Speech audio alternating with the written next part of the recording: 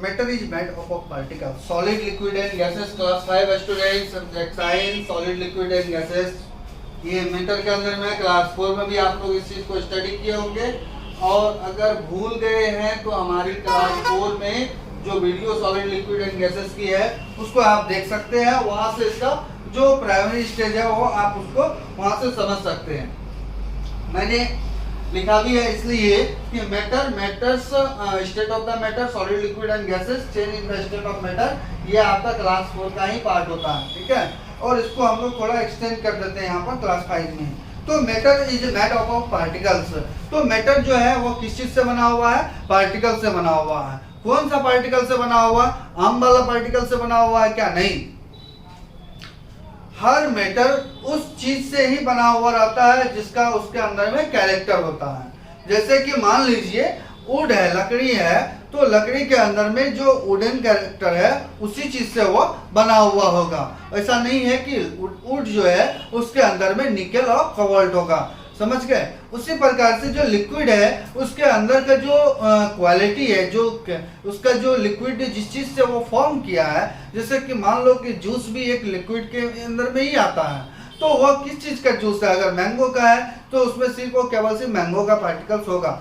लेकिन कभी कभी ऐसा क्या होता है कि हम लोग मोर देन वंस जो है लिक्विड तैयार कर लेते हैं एक ही साथ। मैंगो, पोमीग्रेनेट्स और एप्पल देके अगर हम लोग बना रहे हैं जूस को, तो उसमें तीनों के पार्टिकल्स अवेलेबल होंगे और तीनों मिलके एक फॉर्म तैयार किया है, लिक्विड तैयार किया और एक जूस है, ठीक है। बच्चों, we have learned that matter is anything that occupies space and has mass। तो हम लोग जानते हैं, पहले से सीखे हुए आए हैं कि मैटर क्या है। तो मैटर जो है वो मास मैटर जो है उसमें मास होना चाहिए, और वो क्या करेगा? स्पेस जो है ऑक्यूपाइज स्पेस, यानी कि स्थान, यानी कि आपका जो स्पेस है, वैकेंट है, उस प्लेस को कवर करता होगा, और उसमें कुछ ना कुछ वेट होगा, यानी मास होगा, उसका वॉल्यूम होगा, ठीक है। Everything in the world, including plants, animals, human beings, air, water, rock, oil, plastics, soil, saints, metals, wood and paper is made up of matter. ये सभी चीज क्या है? मैटर है, मैटर के कैटेगरी में आता है। Matter is made up of a tiny particles. Matter किस चीज से बनता है? एक छोटा छोटा पार्टिकल से मिलकर बनता है। मैटर हमेशा किस चीज से बनता है? एक टेनी पार्टिकल्स जो होती है, यानी छोटे छोटे पार्टिकल से मिलके बना हुआ होता है। यानी कि मैटर किस चीज से बना हुआ रहता है? टेनी पार्टिकल से मिलके बना हुआ होता है, ठीक है। ए particle of the substances all the properties of the substances. एक सब्सटेंस का, एक पदार्थ का पार्टिकल्स क्या होगा?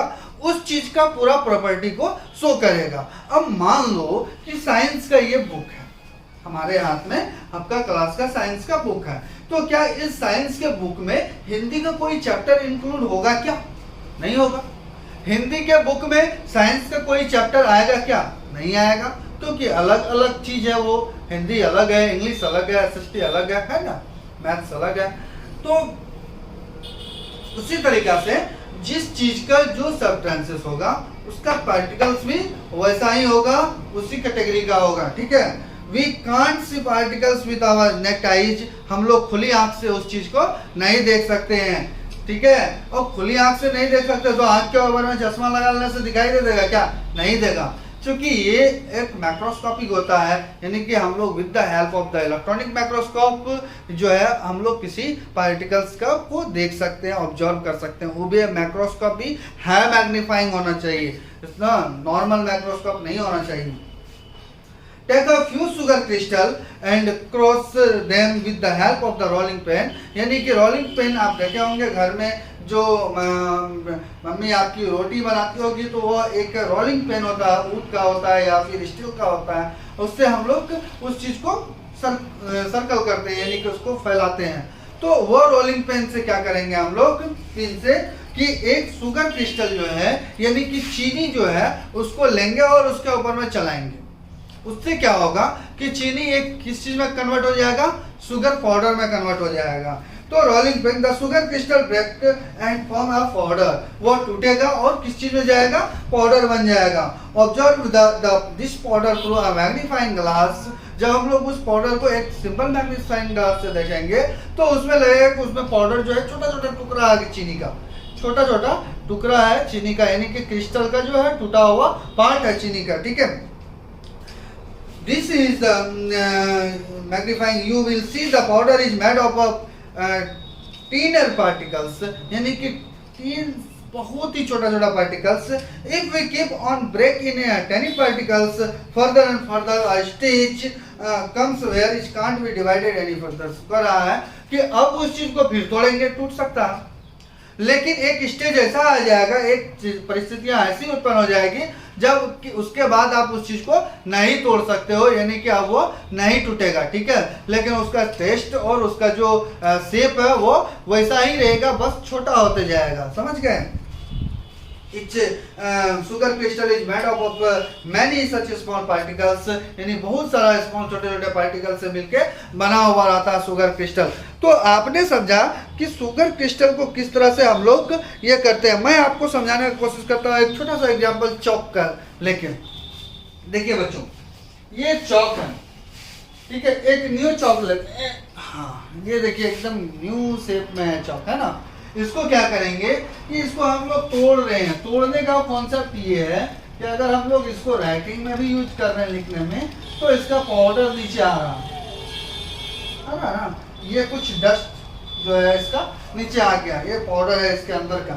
लेकिन बच्चों, इस पाउडर को हम अगर और तोड़ेंगे तो ये चौक का ही पाउडर रहेगा, लेकिन ये ऐसा स्टेज में पहुंच चुका है जब इसको तोड़ने के बाद हम और नहीं तोड़ सकते, तोड़ना ही छोड़ दीजिए, और नहीं तोड़ सकते हैं इसको, क्योंकि ये कंप्लीट पाउडर में चला गया। और पाउडर में जाने के बाद भी जब हम लोग मैक्रोस्कोपिक ऑब्जर्वेशन इसका करेंगे, यानी कि मैक्रोस्कोप से जब इस चीज को देखेंगे हम, तो ये आपको क्या दिखाई देगा कि ये अपना एक शेप में दिखाई देगा। वहां पर भी कौन सा शेप में, ऐसा शेप में नहीं, एक जो पार्टिकल्स का शेप होता है, एक जो एटम का शेप होता है, वैसा शेप में वो हमको वहां पर दिखाई देगा। और बच्चों, हर पार्टिकल्स का अपना एक खास स्ट्रक्चर होता है। आप जब बड़े क्लास में जाएंगे तब आप पढ़ेंगे कि वो उसका स्ट्रक्चर कैसा होता है, क्यों जो है ये शुगर जो है वो क्रिस्टल शेप में ही होता है, वो कोई और शेप में क्यों नहीं हो सकता है, हेक्सागोनल शेप में क्यों नहीं हो सकता है, ना पेंटागोनल शेप में क्यों नहीं हो सकता है। तो बच्चों, मैं आपको बताता हूँ कि साइंस जैसे जैसे आप आगे बढ़ते जाएंगे, आपको इसका बहुत सारा चीज ऐसा मिलेगा जो मैथमेटिक्स से रिलेटेड मिलेगा, और हर चीज का इसमें शेप होता है, स्ट्रक्चर होता है, इसका एक ग्राफ होता है, और उससे हम लोग को समझना होता है कि ये जो मैंने बताया आपको कि ये एक टूटने के बाद भी लास्ट में एक छोटा सा मैग्नीफाइंग ग्लास पर देखने के बाद भी आपको एक छोटा सा पार्टिकल्स में दिखाई देगा। वो पार्टिकल्स को आप, वो क्रिस्टल को आप शुगर का नहीं तोड़ सकते हैं, मीन्स नहीं तोड़ सकते हैं, या वो शुगर का हो, या वो मैग्नेट का हो, या वो वुडन ब्लॉक का हो, या वो ब्रिक्स का हो, कुछ का भी हो, जो लास्ट स्टेज में पहुंच जाएगा उसको और उससे नीचे हम लोग नहीं तोड़ सकते हैं, क्योंकि उसका कैरेक्टर टूटने वाला वहां पर नहीं है, और हम लोग उसको टच भी नहीं कर सकते हैं खुले हाथ से इससे, ठीक है। तो इस तरीका से तो कुछ प्रॉपर्टीज होती है मैटर का, तो सम कॉमन प्रॉपर्टीज है। Particles are tiny substances that can't be seen by with the naked eyes, यानी जो पार्टिकल्स है छोटा छोटा, उसको हम लोग खुली आंख से नहीं देख सकते हैं। Particles of the different substances have different shape, size and mass, अलग अलग substances का पार्टिकल का अलग अलग शेप, साइज और मास हो सकता है, यानी द्रव्यमान हो सकता है, उसका अलग अलग स्ट्रक्चर बन सकता है। The particle in a different substances are arranged differently, तो हर सब्सटेंसेस का जो पार्टिकल्स होता है, तो वो उसका जो अरेंजमेंट होता है वो अलग अलग होता है। हर सब्सटेंसेस का सेम तरीका से अरेंजमेंट नहीं होता है, समझ गए। तो we have learn that the matter exist in 3 basic state, solid, liquid and gas. हम लोग ये सीखे। All the 3 forms of the substances consist of the particles of the same type, यानी कि मैंने अभी तक समझा कि जो वुड है उसमें वुड का ही पार्टिकल्स हो सकता है, जो वाटर है जो लिक्विड है हाइड्रोजन प्लस ऑक्सीजन, उसमें हाइड्रोजन प्लस ऑक्सीजन का ही पार्टिकल्स हो सकता है, या फिर जो गैसेस है जिस चीज से वो गैस क्रिएट हुआ है, नोबल गैस है, तो वो उसी चीज का जो है पार्टिकल होगा। बच्चों इसके अलावा भी बहुत सारा चीज है जिसको हम लोग समझने की कोशिश करेंगे। It is the arrangement of the particles and their movement that is different in its forms. Let us learn about more in the solid, liquids and gaseous. अब हम लोग कुछ solid, liquid and gaseous के विषय में कुछ ज़्यादा जानने का कोशिश यहाँ पर करते हैं। अभी तक जो बातें आपने सीखा, मैंने बताया, ये आपका एक बेसिक बात है जो आप क्लास 4 में स्टडी किए होंगे, लेकिन यहाँ से आपको हम कुछ अलग बात बताएंगे इस चैप्टर का। ठीक है, तो सॉलिड है, जैसे सॉलिड है इसका जो पैकिंग होता है, यानी सॉलिड का जो मॉलिक्यूल्स होता है, आप जानते होंगे कि वह बहुत टाइट बाउंड होता है उसके अंदर में, यानी कि कोई भी गैप नहीं होता है और बहुत ज्यादा एयर नहीं होता उसके अंदर में, जो इसका मॉलिक्यूल्स को आप one place to another place जो है ट्रांसफर कर सकते हैं। ठीक है, तो या फिर जो है इसका जो इंटरमोलिकुलर फोर्स होता है वो इतना वाटर की तरह लूज नहीं होता या गैसेस की तरह नहीं होता है, जो आप इसको आसानी से करप्ट कर सकते हो, तोड़ सकते हो, हटा सकते हो। तो सबसे पहला तो सॉलिड का जो पार्टिकल्स होता है वो क्लोज्ड पैक होता है। कैसा पैक होता है? क्लोज होता है, यानी आप तोड़ेंगे, पीछे टूट गया ये मान लो,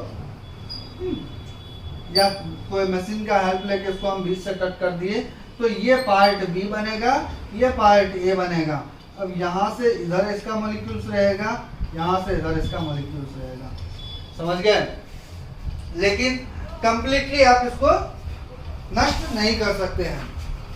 दूसरा है there are a strong force of the attraction between the particles, यानी पार्टिकल्स के बीच में आपको एक इंटरमोलिकुलर फोर्स होती है, इसके अंदर का जो फोर्स होता है वो बहुत ज़्यादा स्ट्रॉन्ग होता है।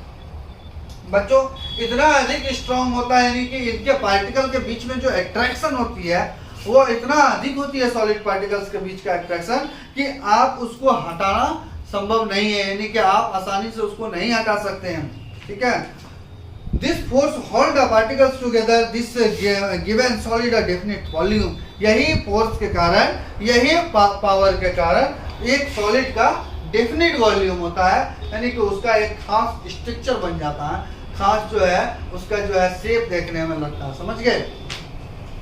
थर्ड बात क्या है? There are no space between the particles to move around, तो उसके बीच में कोई स्पेस नहीं है, गैप नहीं है, जो वो यहाँ से वहाँ, वहाँ से वहाँ, वहाँ से वहाँ घूमेगा। ठीक, so they can't move away from one another, this means solids can't follow this given solid a definite shape. इसलिए सॉलिड का क्या है? एक डेफिनिट शेप है। एक डेफिनिट क्या है बच्चों? शेप है। दस आप कह सकते हो कि solid have a definite shape and size, यानी सॉलिड का क्या है कि एक फिक्स शेप है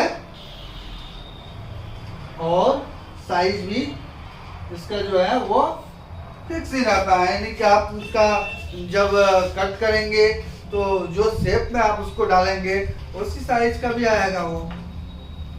liquids, in liquid the particle are less tightly packed, comparison between the solid, यानी सॉलिड से अगर कंपैरिजन करें लिक्विड का, तो लिक्विड की जो पार्टिकल्स होती है बच्चों वो सॉलिड की तुलना में बहुत ज्यादा इंटरमोलिकुलर फोर्स उसके अंदर में काम नहीं करती है। ठीक है, यही कारण है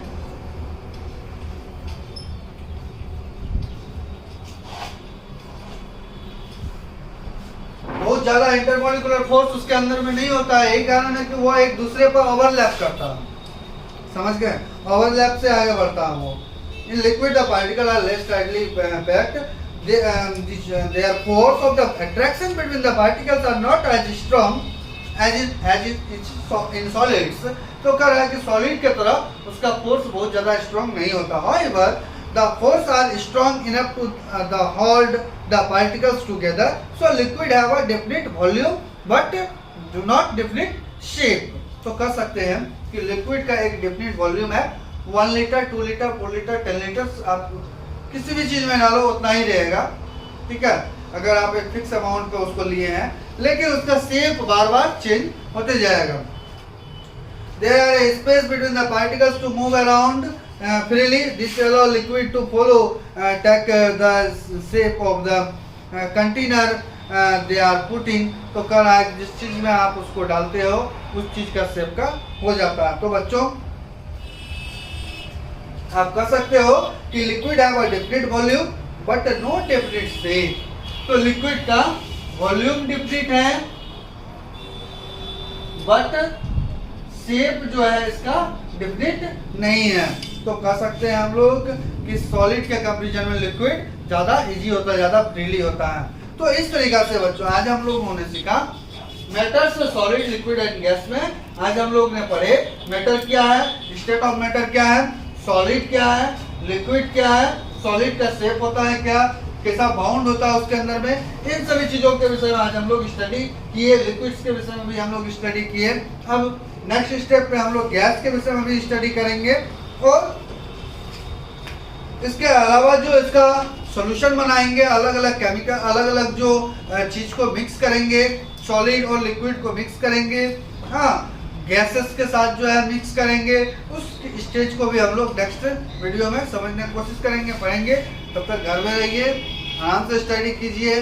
आपका एक यूनिट टेस्ट होने वाली है, बहुत ही जल्दी इसका नोटिफिकेशन होगा, आपको मिल जाएगा और उसमें आपका लेसन 1 to 3 आएगा, इसलिए आप 1 to 3 लेसन को अच्छा से प्रिपेयर कीजिए।